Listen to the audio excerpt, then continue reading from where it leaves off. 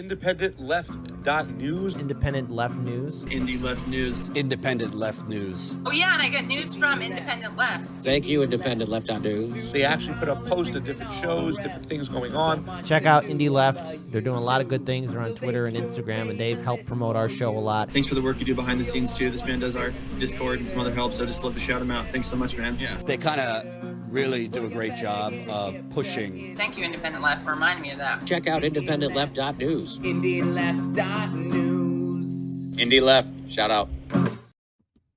Hi, everybody. This is Indy. What's going on? It's Saturday night, so this is something different. It's been a little while. Okay, what? Why did I hear that again? Oh, I know why, because Telegram's on. Hey, okay. See, I'm always messing this up. Always messing this up. Okay, this is Friends of Indie Left. It's Saturday night. I have got a awesome guest, and you saw in the thumbnail, everybody wants to see her, everybody wants to talk to her, and everybody wants to hear me talk to her. So without further ado, Nikki, Radical Leftist Agenda, here she is. Hi. I don't hear you. Hey, what's up? Oh, now we hear you. Yay. Okay, I thought you messed me up. You muted me. You well, messed me up. I didn't. Oh, okay. I guess so. I'm still figuring all this tech stuff out. I'm not Reef, and I'm not a wizard, but I managed somehow to get a stream on the air, and it's not completely terrible. And hi everybody. I just wanted to say hi to chat. Yeah, everybody. You, me. You know, it's kind of funny, but a lot of the people that recorded that's an older trailer that's recorded. I'm working on a new one, but it's almost like Jimmy Dore, like Jimmy Dore's trailer with all the people that he doesn't really talk to anymore and don't really like. It's just really funny. I understand in a way why he does it. It's just kind of funny that, you know, there's no way these people would say that about me now for the most part, and I just kind of think it's hilarious. So Nikki, my goodness, we've known each other for what, like almost 2 years, it feels like. It's been a while. Yeah. You just saw my face for the first time, so that's pretty cool. Hi, yeah, haha, yes. One of the privileges of being a friend of Indie Left is you get to see Indy's face. Once in a while, at least. Sometimes, occasionally. And if I had put you on the right screen, I would be able to turn my camera on. Actually, can I move the camera so that I can do that? Yes, I can. It's okay. I missed the last time that you showed your face. I remember I went to brush my teeth and then I was like, oh, I missed it. It was like the side of my face. Super quick. I think it was when the Bank Sisters were on. I turned my camera on for like a half a second. I was like, ah, and of course everybody. Oh no, I missed that. I clipped that one out. I missed that one. I mean, the time that you were doing the IN in recruiting or whatever, like I remember you said you were gonna show your face, right? But I was just like, oh, I'm gonna go brush my teeth. Oh my god, that was a private Zoom call. That was a private Zoom call though. That wasn't on stream with anybody. No, actually, I did turn it on by accident. It's been cropped out everywhere now, and I took it out. But Courtney and Keisha, I did what I did when we started was I had the wrong screen on and my camera was on and it was a 2-shot and. So anyway, Friends of Indie Left, this is episode 8. I only invite the people that I really enjoy talking to and watching and want to learn something about and didn't already know. And I think that a lot of people watch you on stream and they get to see you. I don't see you enough, honestly. I wish I could more, but I'm too busy producing and making all my stuff. So I wanted to ask a few questions that you probably told people, but I didn't really know, but I know that just ask. From the General Strike Summit, from the Student Debt Strike Summit, which by the way, you appeared on for INN on Lucy's panels, and that was awesome. You were on there with, I remember Samira Adri, and you were on there with Debate Me Guy, Carl, and Angel, who ended up joining the network right afterwards. And the girl that went to school in Cuba. That's Samira Adri, the doctor. I don't remember her name. Yeah, she's awesome. Okay. We still follow each other on Twitter.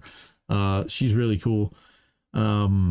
So you were talking about going to school in Thailand and doing school overseas and how you got hooked up to that. And I remember I did some clipping on that, but it's been so long, and I love especially with the student debt stuff and people looking at options potentially overseas and getting education elsewhere. What that experience was like for you, and whether it translated or how it translated, and what that was like. But you know what? Back up a little bit. What I really first want to know is how the hell do we end up sitting here having this conversation? That's the first question that I ask everybody. Like, you got into streaming. I don't know. Right? I got into streaming. Like, go ahead. No, I was just gonna say so you know that I always go to like the leftosphere channels and watch and chat or whatever. And a lot of times I would feel bad because if I miss something, I want to watch it again with other people because I want to chat. I like to chat. And then I was just like, oh, maybe I should do the stream. Then we can watch the stuff together, whoever wants to watch or whatever. So that's why I wanted to stream. And also I wanted to do it on Twitch because it's not like it's not as formal as YouTube, and there's just so many shit libs on Twitch. Like, it's just a massive amount of shit libs on Twitch. So I don't know, maybe if I was a shit lib I would have more viewers. I kind of have a bad reputation there, I guess. Well, I don't think you have a bad reputation, but then again, I'm not really a Twitch viewer. I was for a little while, and guess what? It was when I was half a shit lib. So what a surprise! Makes sense. Although I did find a couple of really cool channels. I would shout out Very Handsome Billy. He makes some incredible music late at night because he's overseas in Australia. I like his channel, and he'll like take requests and he'll make some really cool music. And he's like a super talent. He can play every instrument. So he was one of the few. But really, I mean, I see Twitch as another avenue, another way for the left to try to penetrate a space where we don't really have much play, but you do really well. Until he got thrown off, our friend Jackson Hinkle did very well there. Well, actually, when him and Haas got banned from Twitch, I kind of like lost people watching. There was more before, but I guess since they're not coming to see them, then they're not going to come to see me while they wait for them to start or whatever. Yeah, I guess that makes sense. Oh my God, Nays Garden is in the chat. Shout out to Nays Garden. Holy moly! So Nays is coming to watch my stream for a change. Nays Garden. Because I've watched like a lot of Nays Garden, and I've chatted with him many times in his chat, and we've gone back and forth once in a while. He's a good dude. I like it. I like his stuff. And he moved. He's got his new setup. Again, give you a shout out. Thanks for coming. Thanks for checking it out. Thanks for saying hey to Nikki. I know you always say that we should be talking. So guess what? Here we are, man. You put it together. So RLA. Like you turned on a camera, what? Like it feels like a year ago. About like we were mods in together, right? Yeah. You know. Like August last year. August. Right. So about a year ago, right about the time that I started. How did we miss that? Which is going to be on tomorrow night. But you go live. It's like. Is there a set like day and time? It's kind of like random. I notice once in a while, it's like whenever you have some time and you want to sit down and watch some videos, like, hey, watch some videos with me. And I love that whole kind of format. It's engaging there. And then you put your videos. Go ahead. Sorry, I keep cutting you off. I'm terrible. Zoom. No, I'm just gonna forget the question if I don't answer.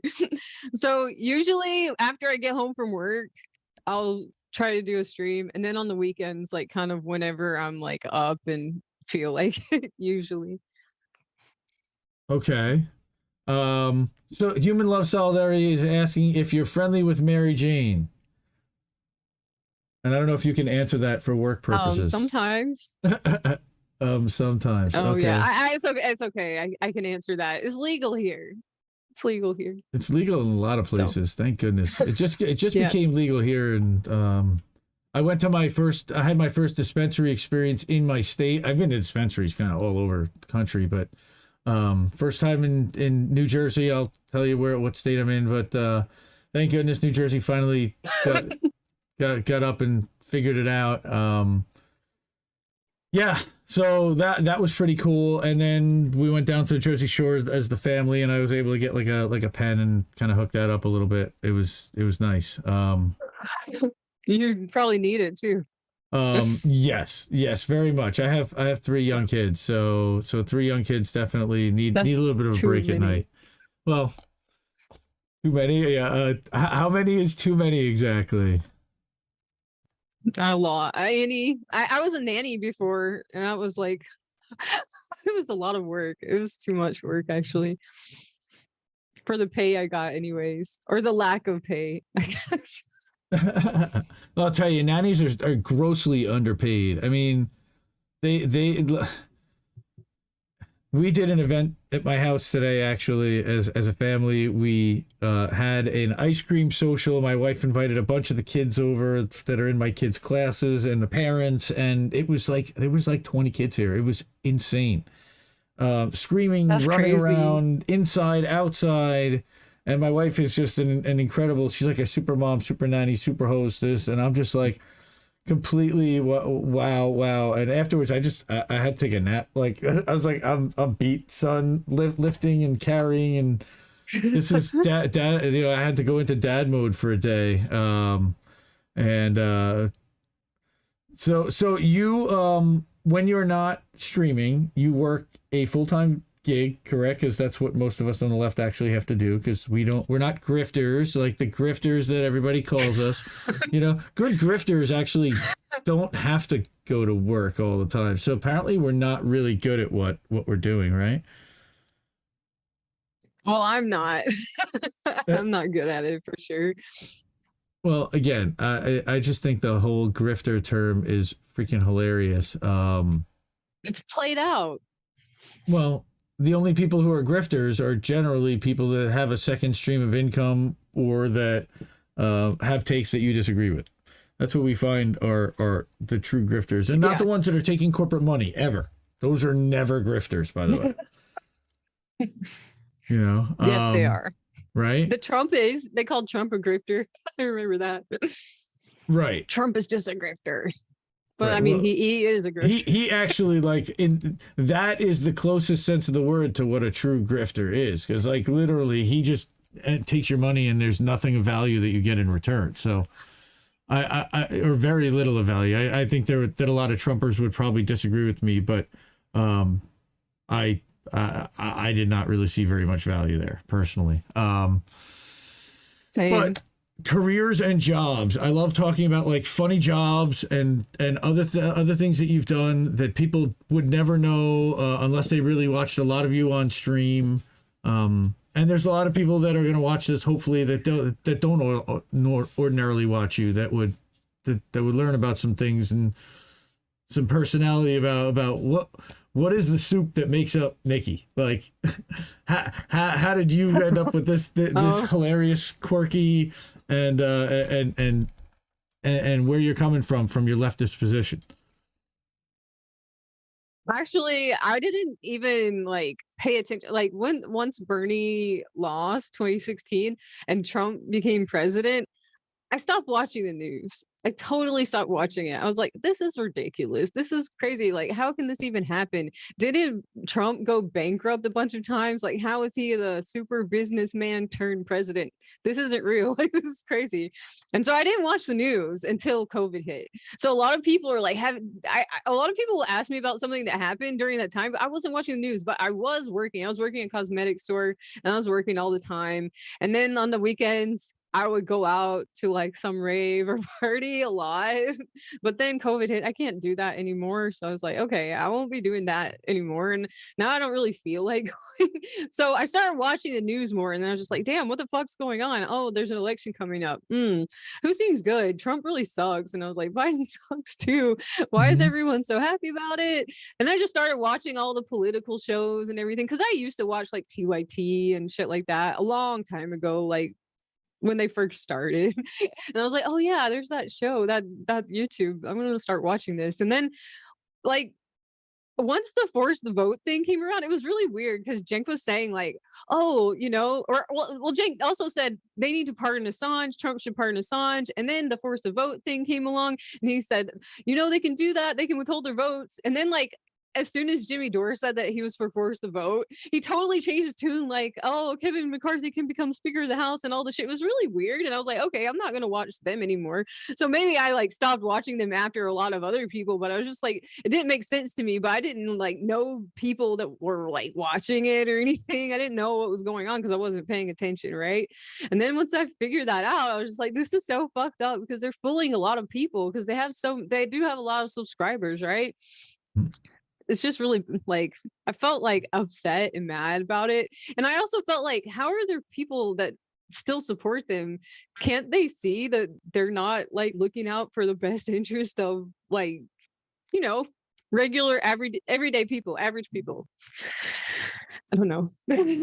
Yeah. I don't know how we got there, but no, I was right there. It's really funny because that's kind of the path that I took in a way that I unplugged from corporate news, but I was a TYT fanboy, I will sadly admit. 2016 to mid through 2020, right up through the People's Party convention and Julian Assange. I was even in the TYT army, so like I got to kind of see, again, and I completely turned around on it. That whole summer, I was really kind of separating and seeing the dichotomy of, as I started covering left outlets, and really it was only about 4 months into covering left outlets, which was like, wait a minute, how come they're not talking about anything that Minpress News or Consortium News or anything that MCSC or anything that anyone outside the United States Democratic Party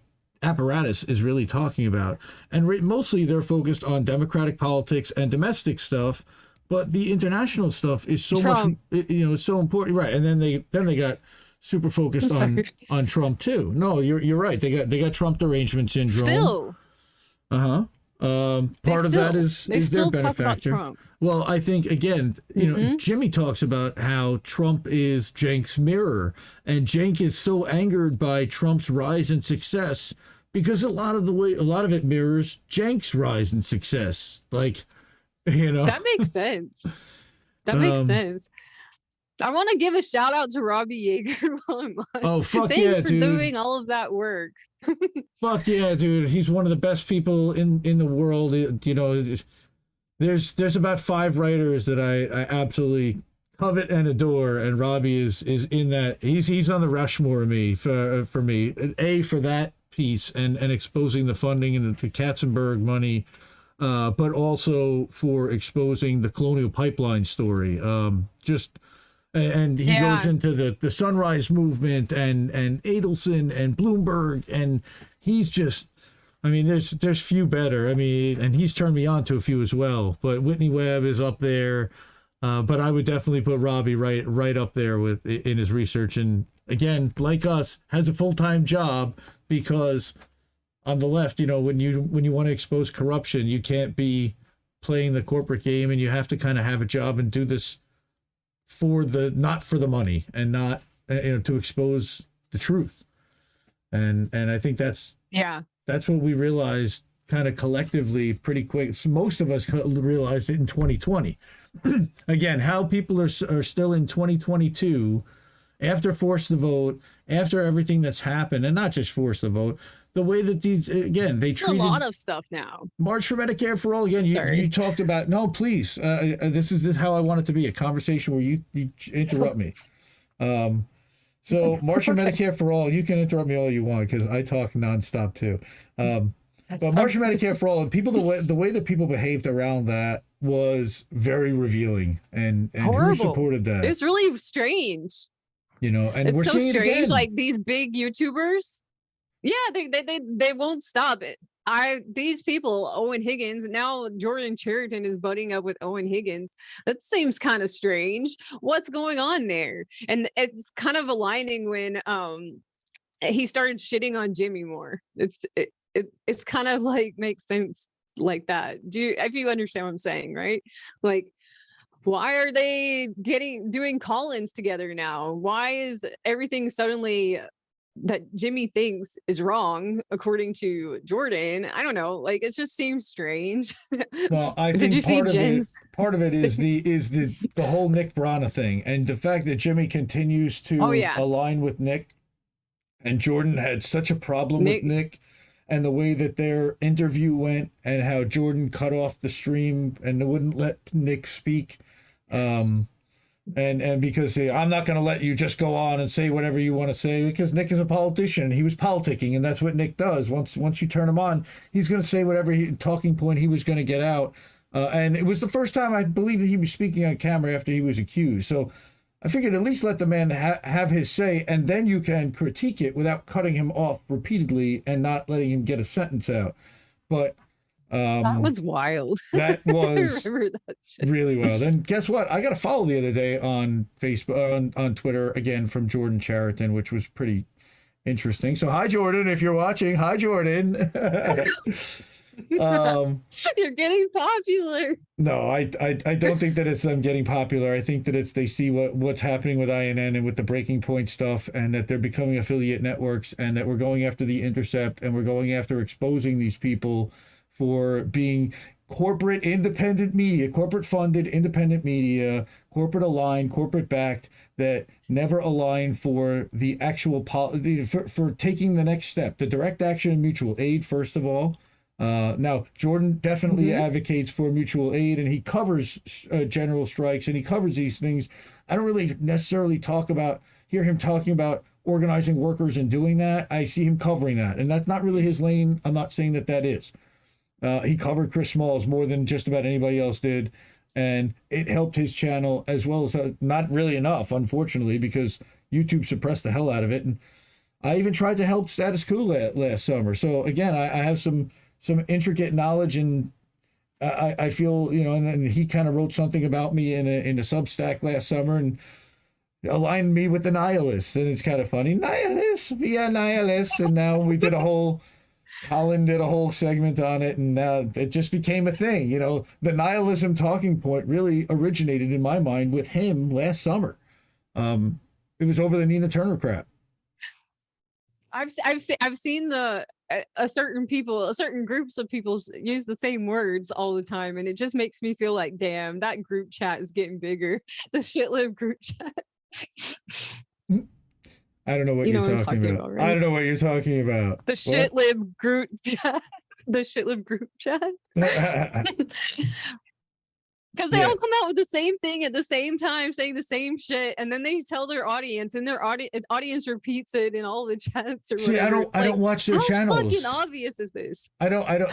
That's DNC. See, and that's one of the things I love watching your channel, because you watch people that I would not ordinarily watch, because if I'm going to spend time watching people, usually it's going to be somebody that I want to cover and want to listen to their take on the story, and not necessarily hear what's David Dole saying about it or what's Humanist Report saying about it. But once in a while, you pop on a Mike Figueredo video to just kind of, let's see what these guys are talking about these days. And you know what? It's important to do Oppo research. And the sad thing is, it's not necessarily Oppo, but they have turned themselves into opposition because of it became TDS to JDS. Okay, guys, it's the uniparty, all right? And now, Jimmy Dore running for president has got to break these people's brains, all of them.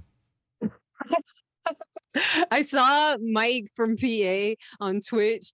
He's like, the title of the stream's like Jimmy Dore 2024, what the fuck, or something. And then he's wearing his fucking AOC t-shirt. I'm like, no, bro. How can you still wear an AOC t-shirt this late? At this late date, even like a lot of DSA people are not promoting AOC. They're just kind of silent on her by now.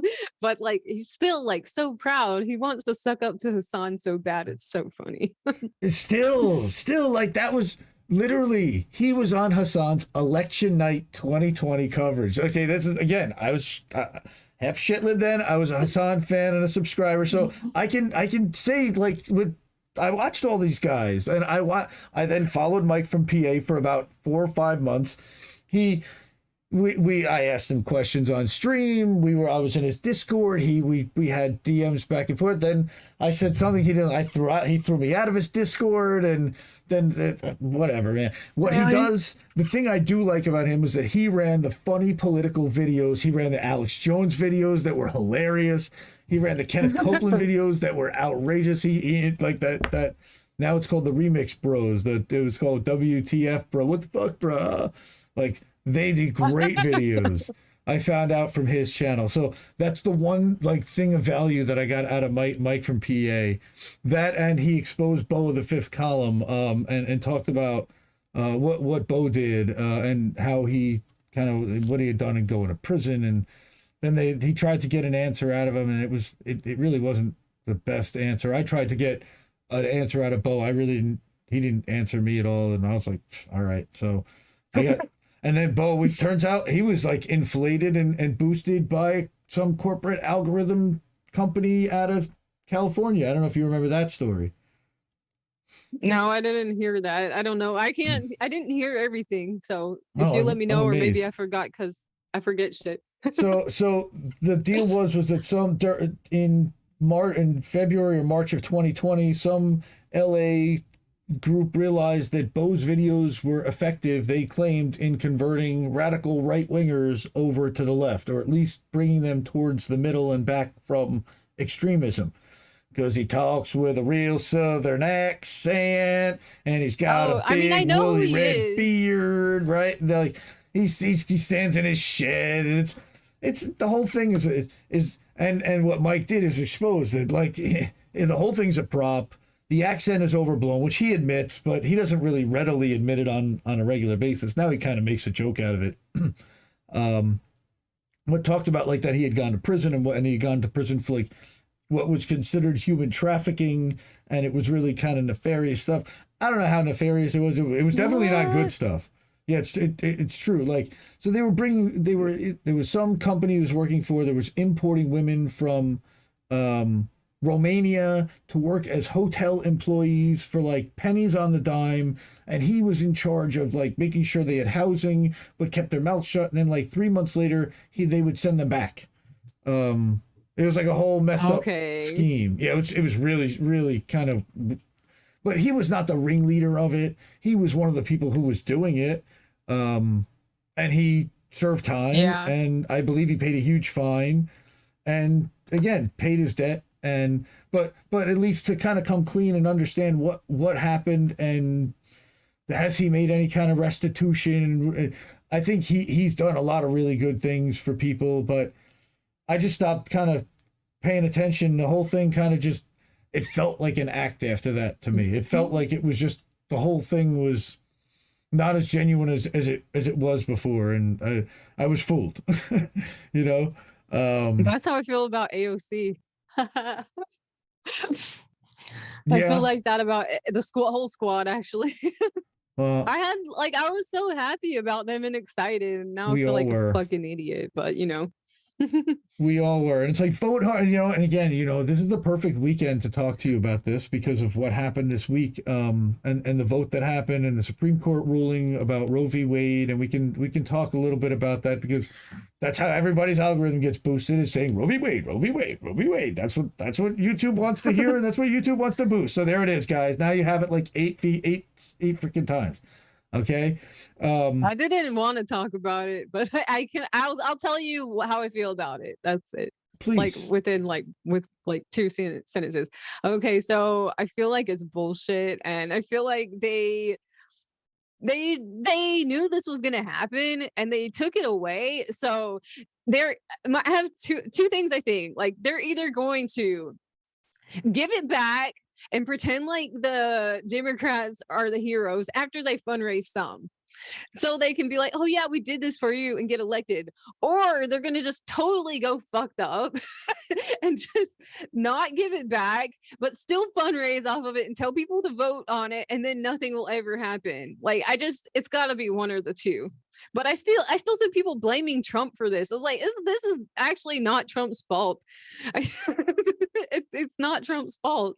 In no way. There's other things at fault here. There's so many things that are at fault. I mean, how do you not blame the Hillary Clinton campaign? I mean, how do you not blame the Democratic Party Obama in general? Obama and Harry Reid for blowing up the whole filibuster, the 60 vote rule. They abandoned, right? And this is what I've been screaming about for days. All these Democrats, end the filibuster. You got to push Manchin to end the filibuster. Guys, you're about to lose the Senate for God only knows how many years. You want to end the filibuster and give yourself no chance of having any chance to stop any legislation whatsoever if the Republicans get the House and the White House. That's the dumbest strategy I've ever heard, and you're setting yourself up for absolute fascism.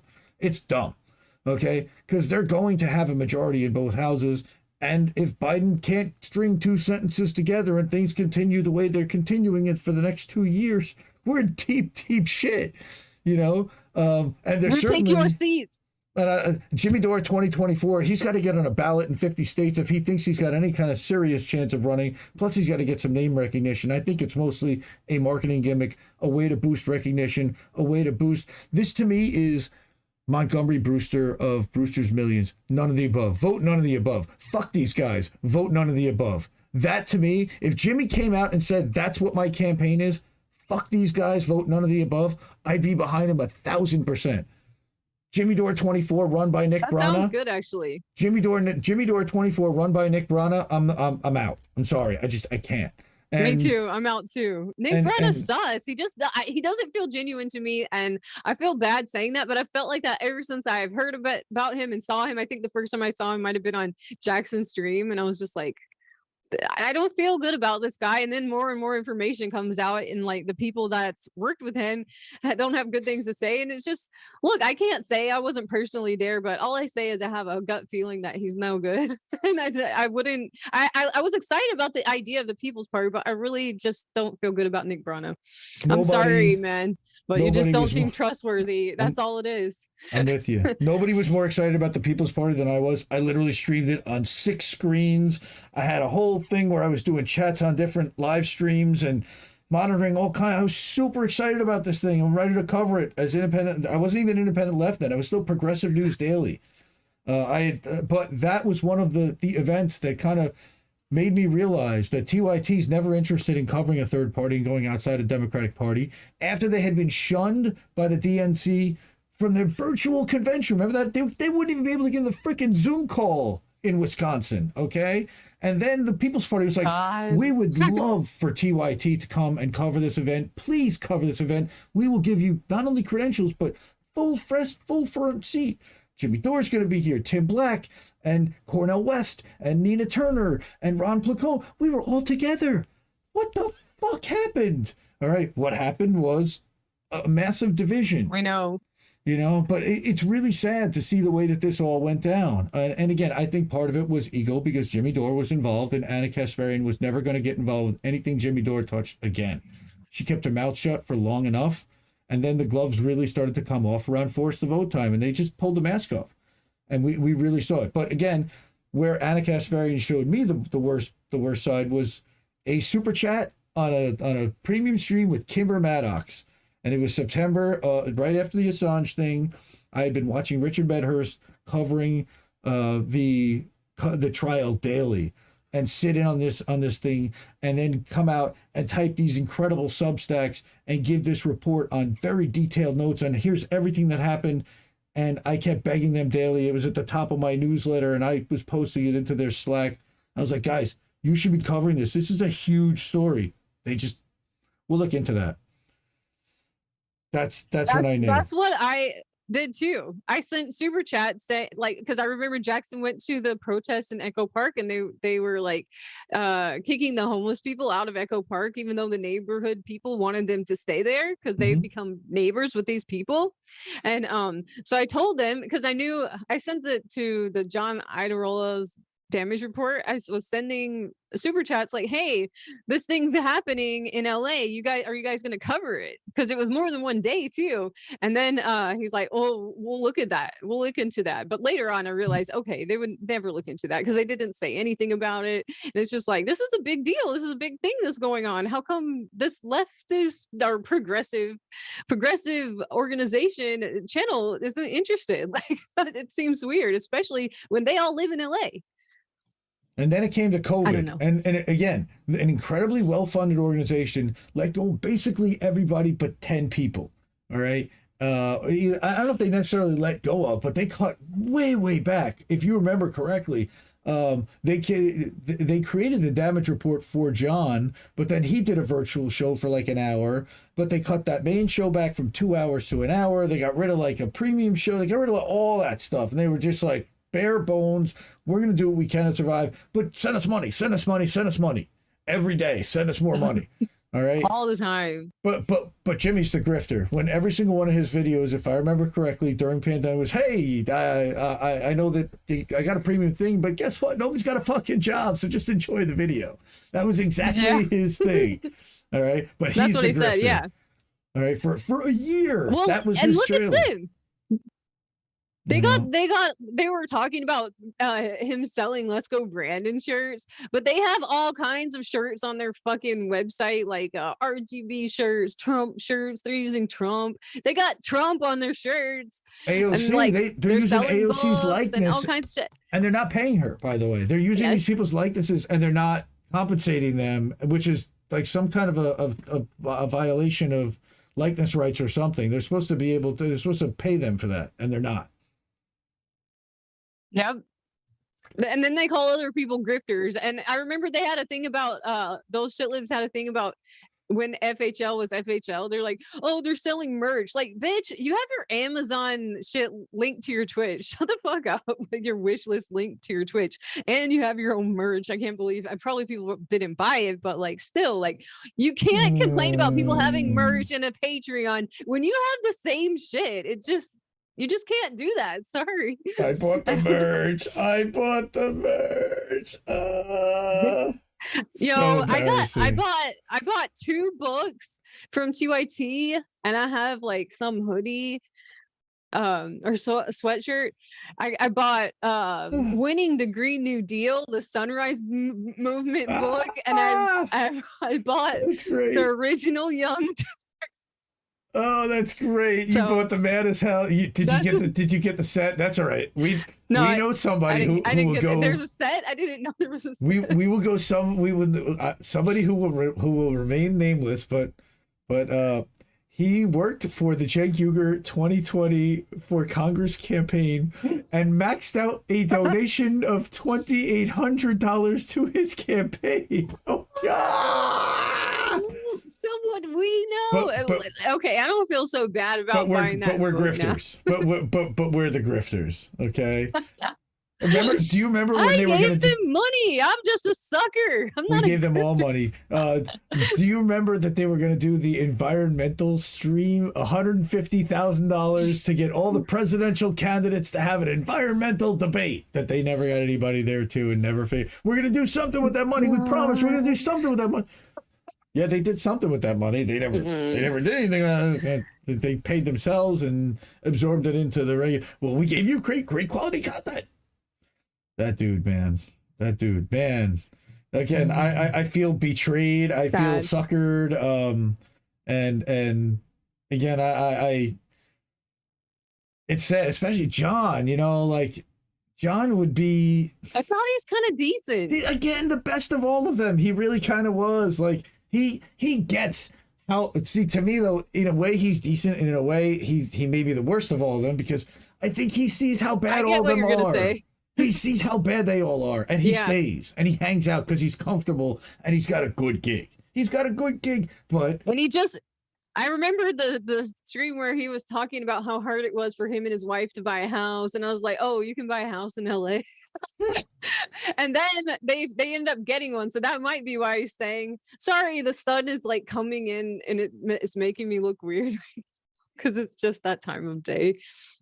Oh, you look Just if great. you're like, look. You got your Hassan Piker look in the corner. That's like his original stream look, if I remember correctly. Like from that angle with the wall in the corner, like, and then he upgraded. He got the apartment, and then you can kind of see the evolution of Hassan from the apartment behind him, from which he streams. It's really kind of funny. I have not watched or subbed in over a year.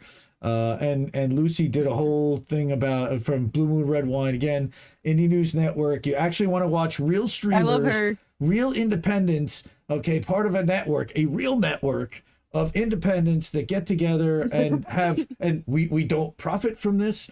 We all do this on our own time because we love it, and we're not in it for the grift. We don't take corporate money. That's indienews.network. And Nikki's a friend of the network, and she's been on some of the network stuff, and if Nikki ever wanted to do any more with the network, she's always welcome to do so. But I'm not going to put her on the spot like that. That's terrible. We don't do that.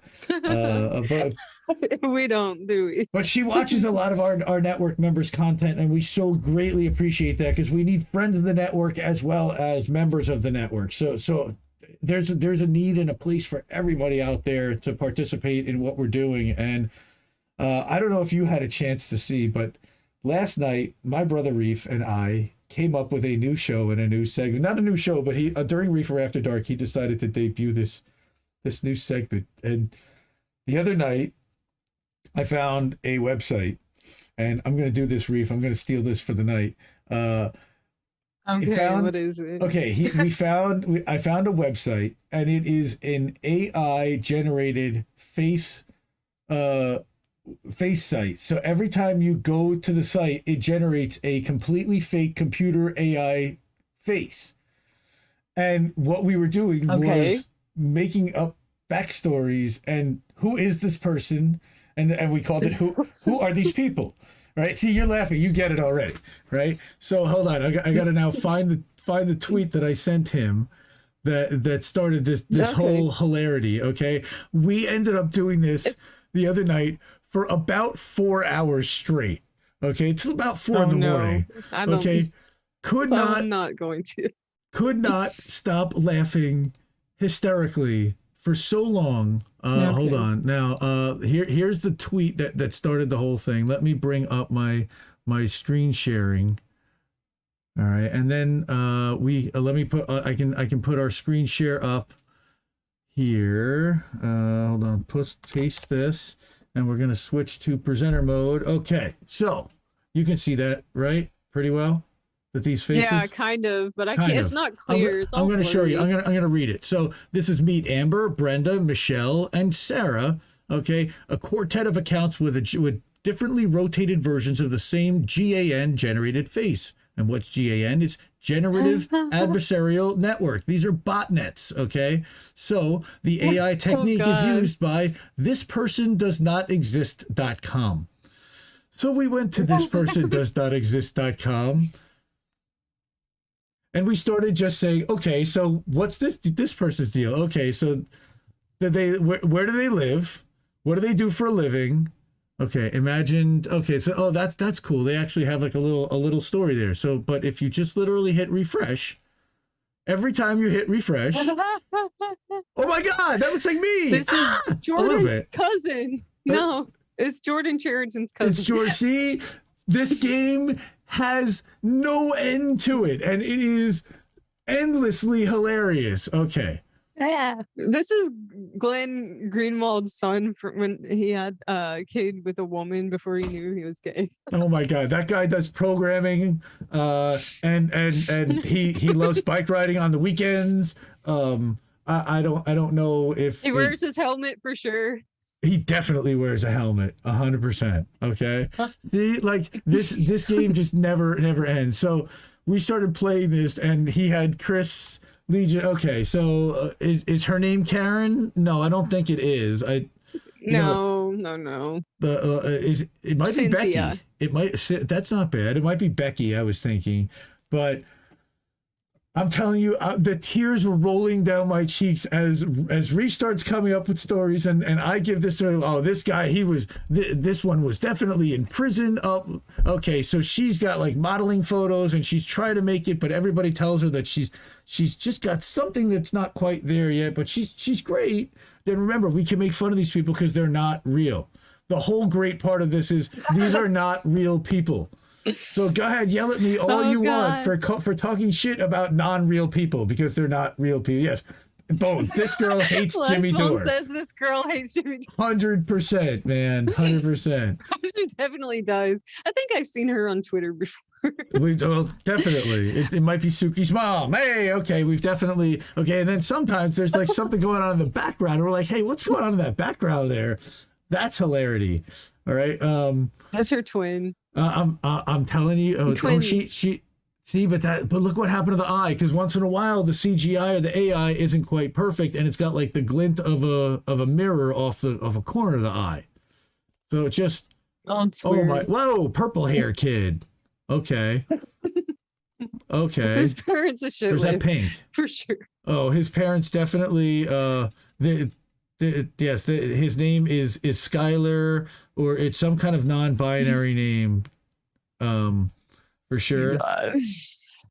Let's see. So again, this just, it never ends, and you just keep, this person does not exist.com, and you can just keep doing this over and over. And so we were thinking about like having like a game. Where's all the guys?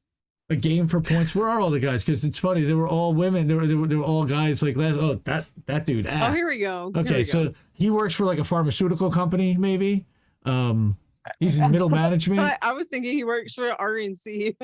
Right. Well, he might work for the RNC, but actually he looks more foreign. So he might work for like a foreign pharmaceutical company, but he works in their overseas office, and once in a while he comes to the United States. Like again, you can just make up a whole. Oh goodness gracious. Okay, that looks like Kelly Clarkson and Kamala Harris face smashed. Come on. Maybe it is. Come on. Come on. Do not come. Do not come. I mean, this whole thing just writes itself, okay? And it never ends. So the whole idea that I have is to turn it into almost like I don't know if you ever watched the show on Comedy Central. Rachel Ray wannabe. Oh my God, that's great. So this is even the better part of this game is it's audience participation. Like everybody can join in and say what they think is going on. That dude looked like a Lockheed manager. See, like this is awesome. I love it. From Russian Handler.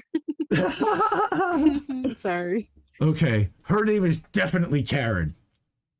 100%. It might be Karen Becky. I mean, Karenette. wow. Karenette. And Karenette. she wants to see the manager really, really badly. Okay. But she's smiling about it. This is the pretend nice Karen. This is so good. Yeah. Well, this is you got her in her smiling moment, but she usually has resting bitch face. And she actually went and had a surgery to make her smile more because she was losing out on jobs. So again, never ending. It happens. Whoa, okay. Non-binary much? Okay, is that a dude or is once in a while you get one of those? What? I don't know. Who is this? Who are these people? And that's the whole point. So Jesse Jett and Big Mad Crab, shout out to Greg. He's probably here and watching. Greg, Big Mad Crab, our creative director for INN. Everybody's got a silly title.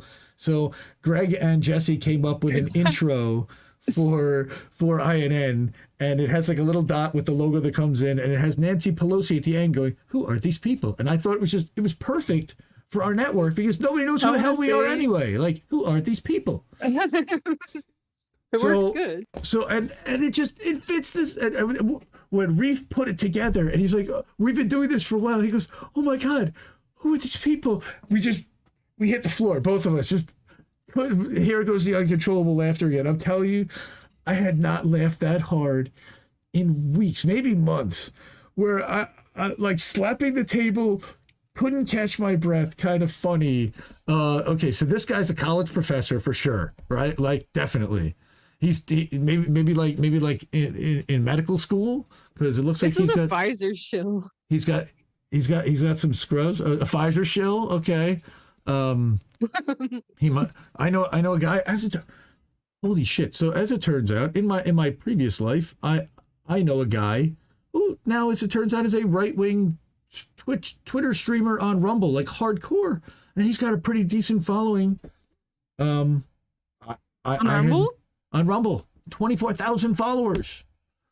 Well, What?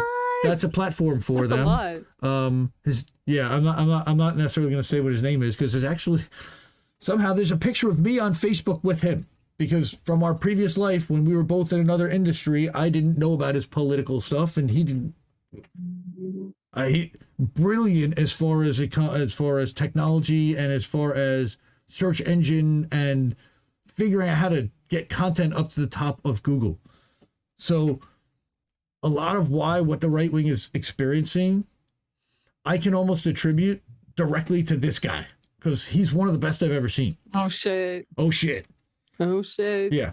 He's on Rumble. It's actually I know who it is now. I happen to I'll tell you offline, but I don't want to say on stream, but he's on Okay. Rumble, and he did a pretty decent sized stream the other day. Yeah, Nikki gets, come on, this is friends of any left get privileges. Come on. I don't do this with just everybody. I only do this with people I really like, and I actually consider a friend, and that I would actually turn a camera on, which and let you see my face. So again, I'm in a right wing industry, and I'm in sales, and I don't want to potentially. I'll explain why I don't turn on my camera. And one of these days maybe I will. I don't want to potentially turn off a customer or align anything that I'm doing with the company that I work for, and make anybody that I work with look bad.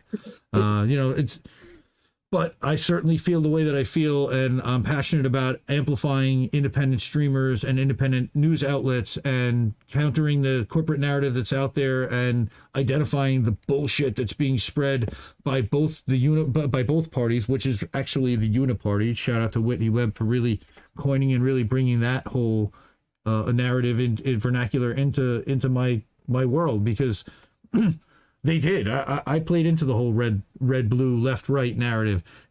Republicans sucked, and Democrats were at least not so great, but they definitely weren't Republicans. Guess what? They all sucked. Of course. It's the Harlem Globetrotters and the Washington Generals. They are the controlled opposition losing team that goes into lobbying jobs when they're not in Congress. They don't necessarily care if they lose. And that's what I learned really in 2020, is they don't care if they lose. They don't care if they lose progressives. They don't care if they lose the White House. They didn't care if they lost to Trump. They didn't care if they lost, because they were fundraising like crazy. Reminds me of Nina Turner. We gonna be all right. We gonna be all right, right? We're gonna be all right. Because the racket just I would have been devastated if I had put so much work in and everything and money. I would be crying, right? The train just keeps rolling. But that's just me. The train just keeps rolling. So I want to do one more of these, and then we'll go back to just you and I, because these are horrifying. Whoa! What's going on with that? Oh, what's that? What's that hand? What is that? Oh my God! Okay, that's is that a hand? Is that a hand? Okay, so that's a backstory in itself. Okay, that's an AI glitch, probably a CGI glitch, but that she has a clubbed hand, and she's been going through problems her whole life trying to get equality, and raise awareness for people that had hand deformities when they were born, because there are not very many of them apparently. But this one's CGI, so you can't get mad at me. This is not real. It's not real. It's not real. Okay. It's so funny. Okay, this is really like creepy. A face smash with this a is little totally kid a face and a smash. granny. Okay, this is like the eyes of somebody, and like the mouth of somebody else, and the ears of somebody else. Okay, this is really. Okay, this is off-putting. All right, I gotta go back to us. All right, I'm done. Okay, but I'm telling you, it was some of the funniest times that we've had. Again, this is somebody I spend hours a day with on Discords and on streams and everything. I can't remember laughing that hard for that long ever. And wow, that hours of entertainment. So enjoy that. Take that. This person does not exist.com. I will drop it in the chat, and everybody can do your own version of the game. Share it with your friends. Tell them you saw it on Indie Left, or you saw it on INN, and credit Reef and Reefer After Dark. And by the way, go give Reefer After Dark a sub. He's at 95 subs for his channel right now. I'd love him to get 100 so he can actually claim a channel name and not just be. So you have to go to YouTube and then search Reefer After Dark, which I will. I think I already subscribed to him. Well, you but might, but I'm telling everybody myself. After Dark. Now I feel like I don't know if I and did if or you're not. on Twitch, he's also on I'm Twitch subscribed. as Reef Breland. Okay, but he's at 95 subs right now. I'm gonna drop his channel link in our chat right now. Go over there if you can. Give him a sub. Okay, he does streams usually every Friday night, but we're pretty busy and we smoke a lot of weed, so it is a weed show. So it's entertaining as hell. I'll tell you right now. It's usually a 4-person panel, and I've been on several times. I love it, and we'll do some Reddit cringe. We'll do some cannabis news, and Reef, of course, is one of the co-founders of INN. He also founded INN News, so a little commercial for my brother Reef, and here's Reef right now. Let me put his channel up so you can see what that all looks like. Boom, right there. That's Reef's channel, right there. Reefer After Dark.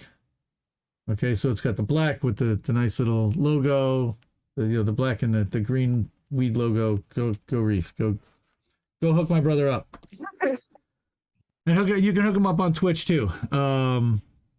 So Yeah, follow him. I'm following him already. what's your at Radical Leftist Agenda on Twitch, right? It just says Radical. Just Twitch is spelled out. Radical Leftist Agenda, no space, no underscores or anything. And then On Twitter, I'm 5_RLA. it's 5. For now. Okay. I just copy and paste it usually from your existing one because, Yeah. or I start typing radical and then it comes up in the list. I'm like, oh, that's the one I want. Like today, tagging you for that too. the stuff. So you were on Twitter private for a while, and now you're publicly on Twitter. You're not like protected tweets again because you're getting a bunch of people probably from your Twitch streams that were creeping out on you. Would be my guess. No. No. I had a back and forth with a shitlib, and like then all of their friends were coming to like say shit to me. Like they were calling me a Nazi because I followed Steven Crowder on Twitter or something. I was just like, this is too much for me. I don't have time to respond to these people, especially because I was at work. So I just put it on protected. I was just going to delete it. I don't really use Twitter that much, but lately I've been using it more, but it's not really like, I don't really like Twitter, but I have been using it more lately. At first, I had to get used to it. I was like, I don't understand how Twitter works or how people are using this all the time. It just wasn't interesting to me, but I kind of understand now. So I just said the same thing twice. Sorry. I struggle. I'll tell you all the time. Like, do you retweet? Do you quote tweet? When you reply on the thing, how do people see it? And then the threads, like the second, third, and fourth tweet in a thread never get the kind of amplification for some reason. It's like you try to play and learn and balance with all this stuff. And again, that's one of the things that I geek out about is platforms and how do you kind of game that and get yourself up and to the top of being seen and breaking through. You know, it seems that there's some kind of a shadow ban on my channels, on the left in general, on our topics and our space. Either that or people just don't give a shit. They're not listening. But I know people are hurting. Or if you're blocked. Sorry. No, go ahead. Sorry. If you're blocked. I was just gonna say if you're blocked by Jeff Miami, like I had never interacted with him. I had hardly even posted on Twitter and I was already blocked by him. I was like, this guy's like really watching closely to like whoever calls out the bullshit, because I was just like a chatter on YouTube at that time. I didn't even have a stream or anything, and he had already blocked me with like I don't remember interacting with him at all. Yeah, G-Hoff. Well, I'll tell you, there's an account out there that says that Jeff Miami believes the Great Reset is an anti-Semitic conspiracy, and I think that that's a pretty funny damn account. Oh my god. Yeah. Somebody I know actually runs that account, and they don't really post much. They just they just say that's the name of it, and it makes him very angry. And it turns out that it's a Jewish person, which is the funniest part because he thinks that they're anti-Semitic for saying so. No, that's not how this works. That's not how any of this works. But yes, but if you run around saying that it is an anti-Semitic conspiracy theory, but it isn't, and I put videos and other people have put videos up there about the royal family talking about the Great Reset, and plenty of other people that are not considered to be anti-Semitic that are certainly involved. Now, again, this is World Economic Forum stuff. And now this is apparently acceptable to be talked about because Breaking Points was able to even talk about it. That's another whole story. I don't know if you've been following how INN has been kind of investigating what's going on with that network, but we're gonna.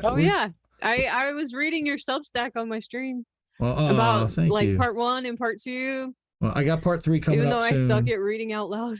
Well, I'm ready for watching. part 3. Yeah, I'm ready for part 3 too. It's just a matter of like when I'm actually going to get the opportunity to do that. I'm hoping to in the next couple of days.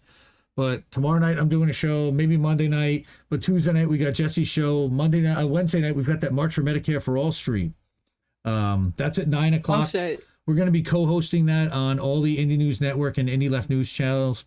It'll be on Real Progressive channels, and it'll be on Savage Joy's channels, on Rockfin, on every other platform where we stream. So we're on, I think, 7 different platforms: Rockfin, Odyssey, YouTube, Twitch, Twitter, Facebook. So, and Telegram even. We're live on Telegram. Nobody's watching, but we're live on Telegram too. Yeah. I figured out how to go live on Telegram. You can go live on Telegram? You can go live on Telegram. Cool. Yeah, I made one. Don't use it that much.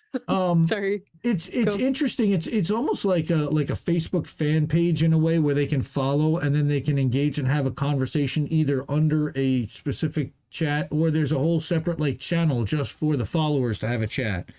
And people I've seen that before, but I haven't used it much. I like it. What I like it for are the secure peer-to-peer chats, and I don't know how secure it is, but it makes you feel more secure than a phone call, I guess. You see those 4 little icons up there. It's like, oh, okay. Well, at least somebody's doing something to encrypt something. They claim that it's end-to-end encryption and unbreakable type of encoding, and sometimes you just don't want to have the federal government listening in on your phone calls. So I do a lot of phone calls through Telegram, actually, and we have a backup group because our Twitter, we also have Twitter DM threads, but we don't put out narratives. We talk about and disseminate narratives, and we go, oh, look at this guy putting that out here, and we can all bust that out. But we, as a backup, because when we all get kicked off Twitter, and all of us pretty much have gone through some kind of a ban or a suspension, we have that as one of our backup methods. The other backup method is the way that you and I actually, I think, met each other, whether it was through chats, but more importantly through Discord. Discord is a life-changing platform and application if you want it to be. It did for me. I should do a commercial for them, really. Like, guys, you should reach out to us because as a streamer and as somebody who created a media agency from thin air, Discord has been instrumental in helping to build that brand and to help to organize all of the content from everybody that puts out content on the left, including the people we want to hate watch. So I have an entire category, an entire section in my Discord, right, of the squad apologists. And it's the David Dole channel and the TYT channel. And you can search and find their content. Well, our friends at RBN were looking to do some kind of a stream about how much these guys had talked about police violence and talked about police reform in the 2 years since George Floyd. And I was able to really quickly and easily do that research and find the number that the actual videos that they had released that had police or George Floyd or anything by using Twitter, by using the Discord search. It was really badass. Nice. You know? Nice. Hey, in the chat, I saw that Les Bones told you to get on Call-In. I've been listening to more Call-Ins lately. I hate Ultraviolet calling. did one the other day. Shout out to Ultraviolet anyway. Love Ultraviolet. Shout out to Ultraviolet. She's awesome.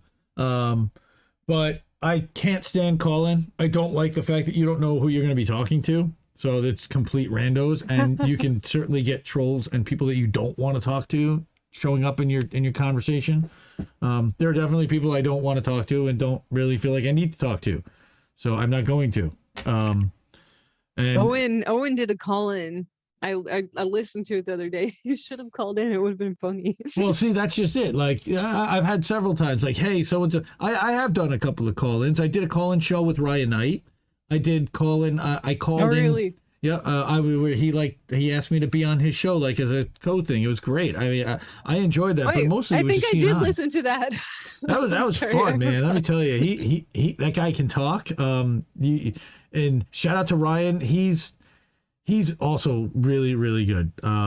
His arc has been one of my favorites on the left. You know, from being a paid Warren supporter and a complete shitlib, where we all were at one point, to daily railing against the duopoly and talking about the corruption that's out there and how the Democrats are begging for your vote and doing absolutely nothing for it and calling it out on a daily basis. He gets people so mad and he gets such hate and he's got no power. I think I Twitter retweet him like every day.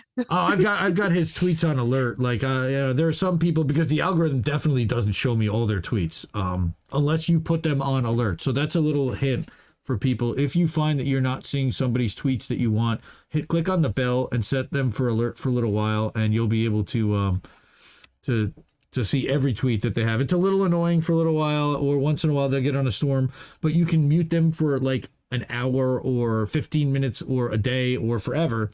One of my favorite follows is Afeni. And she goes on a tweet storm. That woman goes on a tweet storm. I love her. She was one of the first friends of Indie Left, and I was so honored that she was willing to come on and have a conversation with me and tell me about like how she does what she does and how she mixes activism with streaming. And she really hasn't done very much streaming and since, and this whole left streaming and communicating, she'd rather be out in the streets doing what she was doing yesterday, and she's just fierce, and I support her, and everybody go support Freedom Fighters DC. Go hook up Afeni. Cash App $RED REDD is REISARI. Throw her a couple of bucks. Support Afeni. She does so much work to fight for women, for uncorrupted candidates, for the Howard strike. I mean, she's taught me so much. She's been such a great teacher of mine. Seriously, I can't revere that woman enough. She's so cool. I like her. She's cool, and she's a smoke show on top of it. So and she wouldn't mind me saying so. Yeah, you're right. So I was just watching something. I think she was recording for Revolutionary Blackout before the sneaker ball stream started. Mm-hmm. I think that was her video. Yep. It should have been. Oh, she was there. She was. I was just watching that, but I didn't see all of it, of course, and I didn't see the start of it, but it was good. We love RBN. Do a ton of work with Sabby and JB. Ultraviolet's in the stream. Yes, Ultraviolet. We just shouted you out. The Ultraviolet was trying to organize General Strike. We're friends on Discord. Oh, lots of friends of Indie Left here. I love this. This is so cool. And we all kind of, again, look at all the Hinkle mods that were in here. All the Hinkle mods that are in Indie News Network, from Colin and Les Bones is part of the network, kind of. He's helping us on the back end. And he's hopefully doing some more social media stuff when he wants to, and we'll give him some crap that he's got to do more with us. Because we need a lot of help. We need thumbnails. We need editing work. We need graphic design. We need everybody. This is an all hands on deck kind of thing, and there's stuff for everybody to do, even if it's sharing links of streams when people are live, because there's 23 of us. We put out content all the time. It's insane. As the guy who kind of tries to be the change. He's been kind of no. I'm glad you asked. I haven't seen him for a while. Todd's on Instagram mostly. He's at Be the Change YT on Instagram. He has been doing some amazing gardening. He does biking, and he's been spending a lot of time with his family. He just hasn't been doing any streaming, though he did say he would come on and do an INN News. I believe he was going to show up for the 6-month anniversary INN stream, but I think that he had a conflict that day. but he definitely wanted to make it. Love Todd, such a good dude. What a great dad. And again, grows the most amazing vegetables. Go follow him at Be The Change YT on Instagram. Okay. Just they're show quality. Yeah, and you can see pictures of his daughter. She's adorable. That's Florence. And again, I didn't look at the pictures. I love that dude. He started. See, now that's a guy inspired by Force the Vote, and it's inspired by the March for Medicare for All. Had never turned on a camera and just turned on the camera and started streaming and started talking about what he liked and what he was doing. Next thing you know, he had 500 people watching him. Like after 500 followers after like a month or 2 months. It was pretty quick.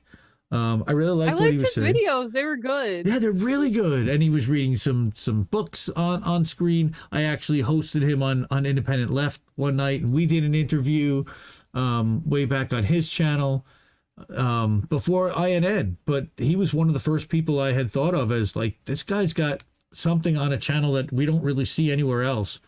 And maybe you see it a little bit on BreadTube, and you probably had spent more time on that. But I still think like, a dad, and he's kind of granola-y, but I love him. He's so mild mannered, but I love when he gets fired up on stream and he starts cursing and it's so sweet. He's just a sweetheart of a dude, and he like lives out in Oregon, and he's just kind of nature guy, and the guy who you would imagine bikes to work at a campus kind of guy, Love him to death. Be the Change. Hey, Miguel.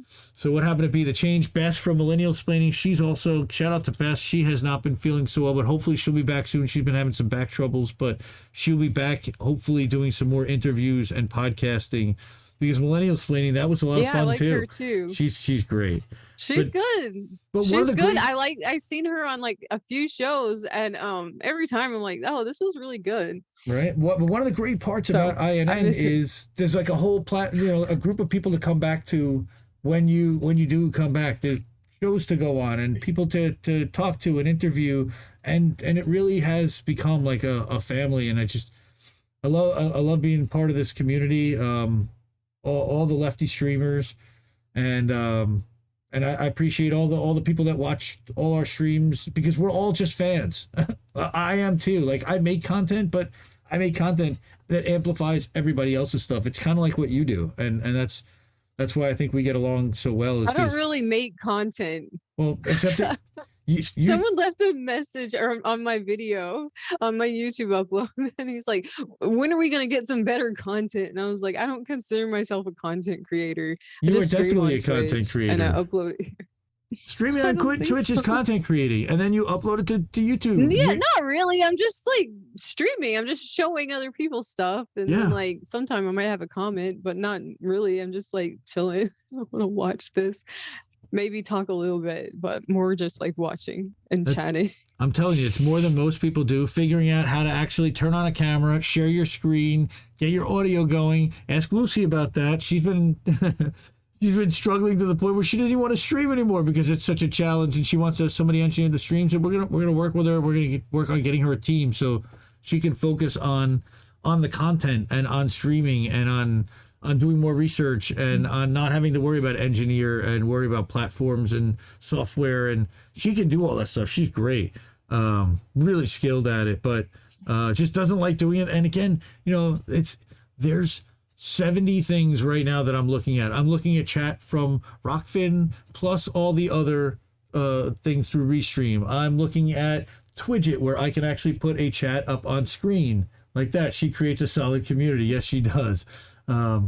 Yes, she does. Nikki does create a solid community. Hey, Steph, I love you. Steph is awesome. Hi, Steph. Ultraviolet. There you go. Yes, we're definitely supportive, and we're hey glad to everyone. Glad to get Sorry, I can't back see in the touch list. with everyone. Okay, so yeah, you can't see the list. Okay, so we've got about 24 people watching right now, and we've got Les Bones, and we've got Miguel H. We've got Schlatsky here. Schlotsky, Miguel, Schlotsky, and Roland Ra. Def MX, I see in there. Punisher's been here. And Punisher, Ultraviolet, Where Pilgrim's been here for a while. Wesley Donison. Les Bones. Of course, Les Bones. All of you. Wabba Cone was here early on. Wabba left. Wabba left. But again, I just wanted to Bullvice. Again, we've had a good number of people here. Appreciate everybody coming and hanging out with me and Nikki. Again, I didn't really have a format. Oh, Jimmy too. Oh, right, Jimmy. Of course, Jimmy. Jimmy's now part of INN as well. She's going to help us with some creative stuff. She's going to be doing some stuff on stream, I'm guessing, with Warren and maybe doing some news. And, Cool.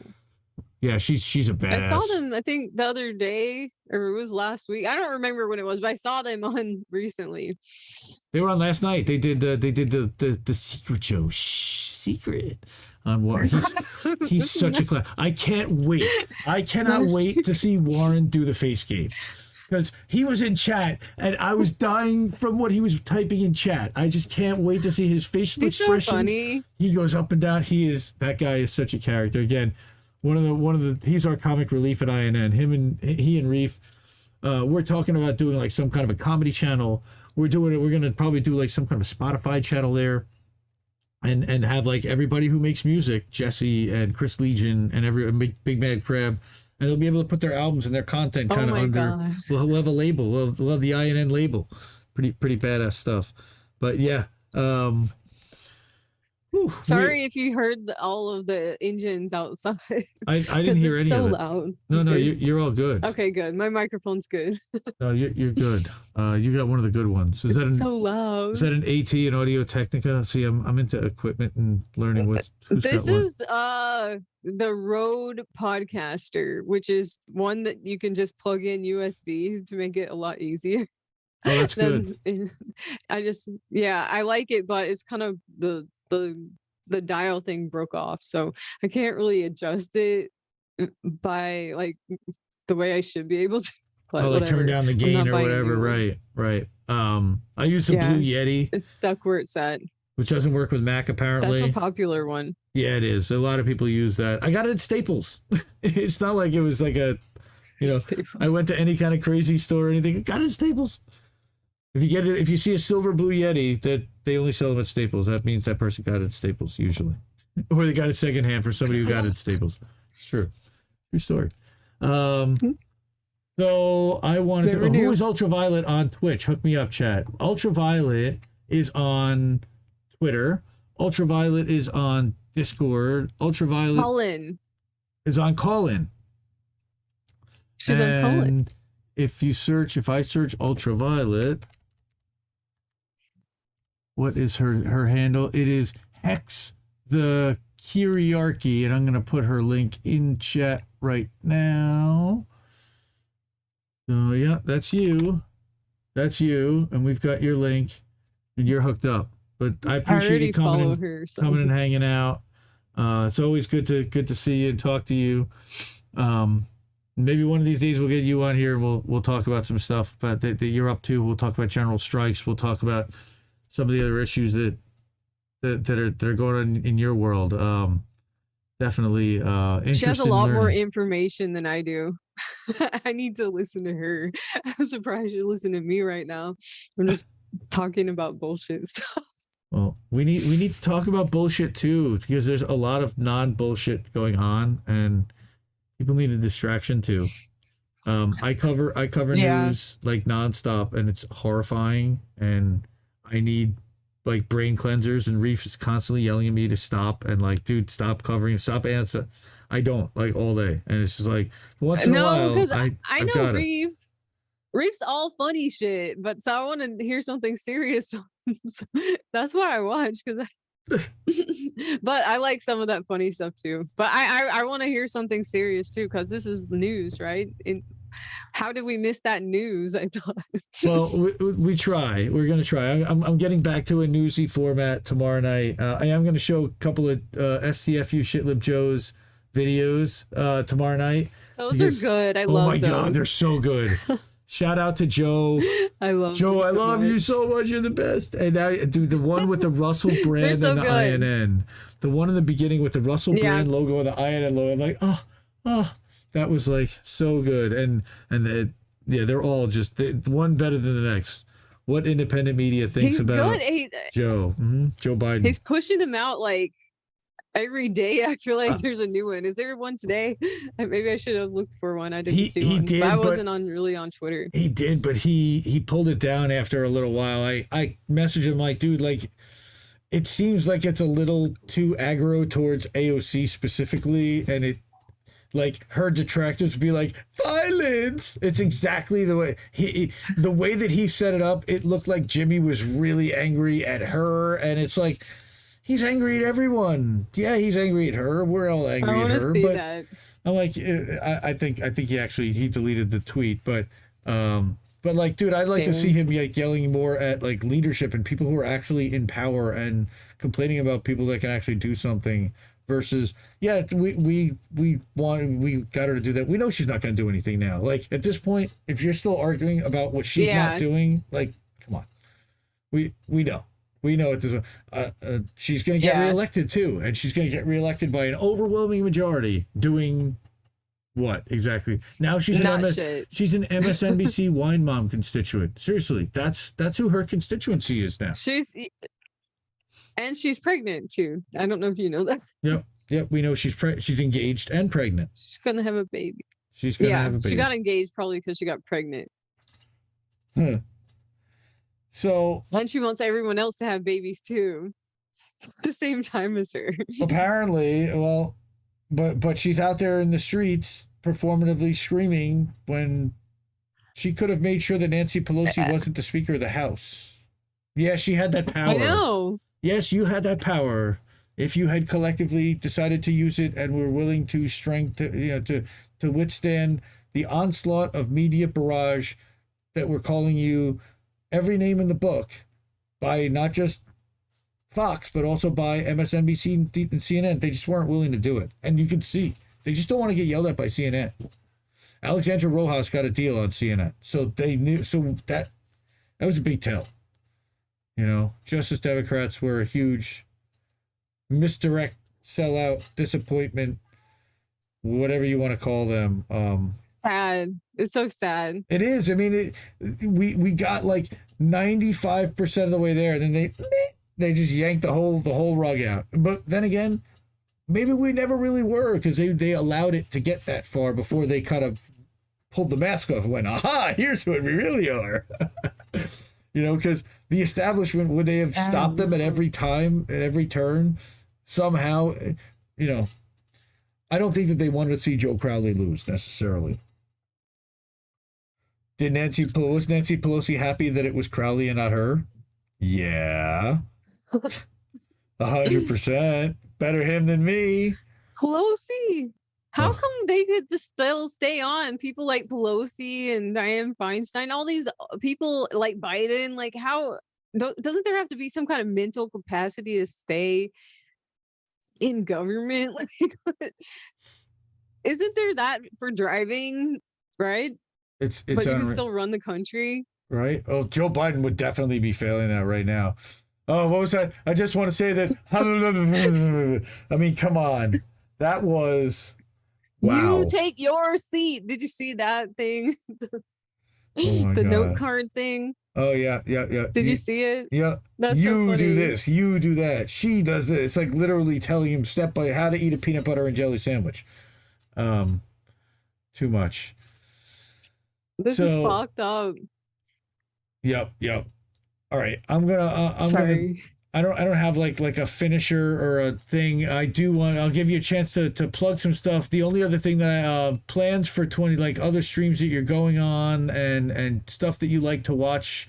Anyone else that you want to give a shout out to that I don't necessarily watch. I know you watch like Willie Bragg. He's kind of funny. We follow each other now on Facebook. I want to say thank you to everyone that I know here, and I want to give I want to recommend on Twitch Leftist with 3 T's and on YouTube Parasocialite. Even though I think he's taking a break now, still subscribe to him because when he comes back, his stuff is really good. I think that you will like him if you like this. If you're a friend of mine, then you're probably gonna like them. And yeah, you can follow me, Radical Leftist Agenda, Twitch and on YouTube and 5_RLA on Twitter if you want to follow.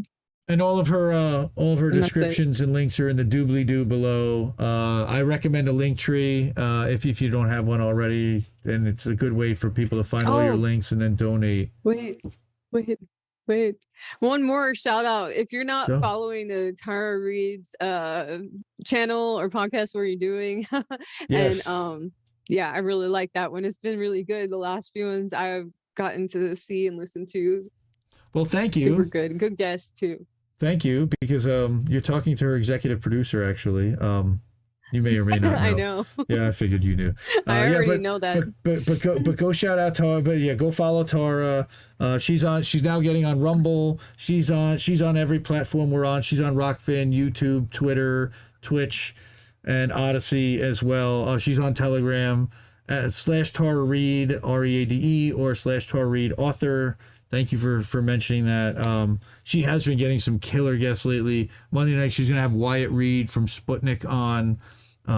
She's had a couple people live from Donbass. Eva Bartlett was on last Saturday night. I actually got to meet her and engineer that stream. And Courtney and Keisha were on a couple weeks ago, the Bank Sisters. And follow Camp Dada and support Camp Dada. That is another really important direct action that the left is trying to organize Retweet for. them. They're great. I love those girls so damn much. And every day they just impress me more and more.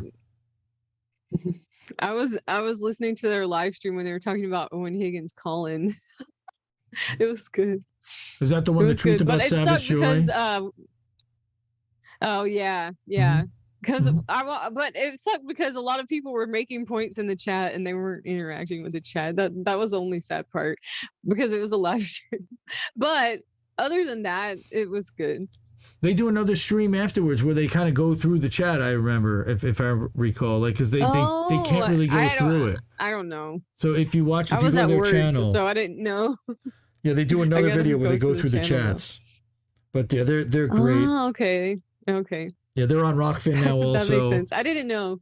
Everybody's on Rockfin. Go to rockfin.com. You can /IND Left News. You can sign up for free. You don't have to pay to be on the platform. You get almost all the videos for free. There is a premium thing that you get all the premium videos for everybody on the platform. It's $9.99 per month. One-time fee gets you everybody. So it's not like you have to pay $10 to get each individual channel, or like Patreon where you're subscribing to everybody. Rockfin really is a badass platform, and I'm glad they're supporting us. We're at almost 1,000 followers on Rockfin already. We've been on there since the end of March. We've been on YouTube almost 2 years, and we just got to 1,000 followers. So Rockfin has been a great platform. Really? Yeah, it's been incredible. But again, we put out a lot of content, but I've also been using Rockfin to amplify the people who aren't on Rockfin. So, for example, if you wanted to put one of your streams on Rockfin, we could do that, and I'll hook you up. We'll figure out a way to get the Rockfin audience exposed to you and bring you over to bring them over to your channel. And also as a way for me to be able to show the Rockfin people, hey, look at these other quality streamers that you don't have on your platform that you might want to think about giving a channel to. And we've seen Marcus Cage and the Bank Sisters and Extra Booyah and who else? JB Font have all started to get Rockfin channels. And again, we're all getting deplatformed. They're getting censored. We're getting content strikes. We're getting copyright strikes. We're getting all kinds of stuff. We're being hit constantly. And Rockfin is kind of a safe haven against all of that, on top of the fact that it's ad-free. So if you're not a premium YouTube subscriber and you're annoyed by the ads, Rockfin will never show you an ad. And they're the only platform that won't show you Oh, one. that's good, actually. Right? That's a hook. That's a reason to actually go to Rockfin, because I can't stand those freaking YouTube ads. And same thing with Twitch, honestly. You know, and I'm streaming this on Twitch, but I'm Yeah. also streaming this on Rockfin. I can't be a Twitch stream partner, but I don't really care. I never really plan to be. I will only just co-stream to there, and whoever wants to check it out and raid me. And you're one of the few people that actually does watch me when I go live on Twitch. Mostly I find Sometimes the audience. I just raid you. Oh, you're awesome. I and just go to I raid appreciate you. that, because you bring people over, and raids are awesome. I hear YouTube is actually going to be implementing something like raids, which is really cool. They do. They do. You can raid. Because I saw Jackson raided Haas a few times, but I think you have to set up something, like put in some kind of code somewhere or something. I think it's not automatic or something. Oh wow, badass. Okay, I'll Or have make to... yourself available to it or something like that. And you can gift subs now too on YouTube. Oh, get out. Okay. If you're monetized. Yeah. Well, hopefully pretty soon, because we hit our 1,000 subs, but we're not at 4,000 watch hours yet. That's a whole other racket. Like, think about how much YouTube is monetizing people's content until they get to monetization. How much they're running ads and making money off of up and coming streamers that put in their time, that invest in equipment. I mean, it drives me crazy. It's why, again, I appreciate Rockfin and Rumble to a point. Again, Rumble is corporate funded and corporate owned and corporate controlled, and they're Wall Street. But Odyssey, I'm a big fan of Odyssey also. Once they get their tech down, everybody's had trouble with Odyssey. But I notice now radio stations What are about starting BitChute? BitChute. Sorry. BitChute has a lot of, I would call, questionable content. Yeah, that's what I was thinking too. Sorry, I interrupted you. No, like I said, this is a free flowing. I want you to interrupt me because I talk nonstop. And but because I wish I didn't. Because I kind of like started to hear what you were going to say, and then I started talking, and then I wanted you to talk about whatever you were going to talk about. But yeah, Rumble definitely does need a dark mode, less bones. I totally agree. But BitChute, I have not been on BitChute and uploaded videos there. You know, I'm on, I think, 7 or 8 platforms just for video. And every time you upload a video or do a clip, you've got to put it in all these different places. Figuring that out, and the more platforms you get on, it's just, this is one of the things Rob and I, so shout out to Rob Durden, if you're not following Rob Durden, Political Fight Club. Rob Durden and I have known each other for a year and change, and we've always been kind of friendly, and we get on streams, and he joined INN together, you know, was one of the founding members. We made a show a couple weeks ago called INN One-on-One. Again, I don't know if you've caught any of those, either of those. I think I was watching that, but I just didn't know the name. I just saw you guys were there together. That's all I remember, because there's too many. I don't remember all of the names. So what we're really talking like, about? oh, you're on. The whole idea is what does it take to actually go live and to upload content and to create content, and to what kind of equipment do you need? How much time do you need to dedicate? There's so many different elements to this, between social media and what platforms do you go on and what times do you go on and how consistently do you do that, and frequency, and again, amplifying yourself and hooking up with different people and aligning in different groups. Do you do that? Do you stay truly independent? Do you write on Substack? How do you make your presence and get your opinions and your message heard that you want to say, or you know, or engage with the community? You know, so that's why Rob and I got together to do that. So, and I love to talk to everybody about like what their experience is going online and streaming and twitching and YouTubing, whatever it is, because everybody has a different way of doing it. Nobody's on the same platforms really, and everybody's got different reasons, and it's really fascinating to kind of learn from and absorb. And I'm like a sponge. I try to absorb what everybody's doing. I try to be on every platform, mostly so I can have conversations with people about like what's going on with that platform. You're on everything. I try to be. I sleep 4 I think I hours have a you night. on Facebook, Discord, YouTube, Twitch, Twitter, Pretty much. maybe Rockfin too. I'm on Rockfin. Yep. Rumble probably. I'm on Rumble. I'm on Odyssey. I'm telling you, and I'm doing content for INN, for Indie Left, and I'm helping Tara with her stuff too sometimes. So, and once in a while I'll upload a What about TikTok? That's the one I can't figure out. TikTok. I can't figure out Pinterest. And let me tell you, TikTok is an interesting one, because there have been 3 lefty streamers that have gone on TikTok that I think have all thought they were doing great, that didn't translate to anything off of TikTok other than maybe a Rockfin sub, maybe. But Graham Elwood specifically, of course, we know what happened there. He went crazy because of his COVID stuff. His channel went crazy because he was doing anti-COVID stuff. or pro-vax, whatever you want to call it. Whatever happened with Graham.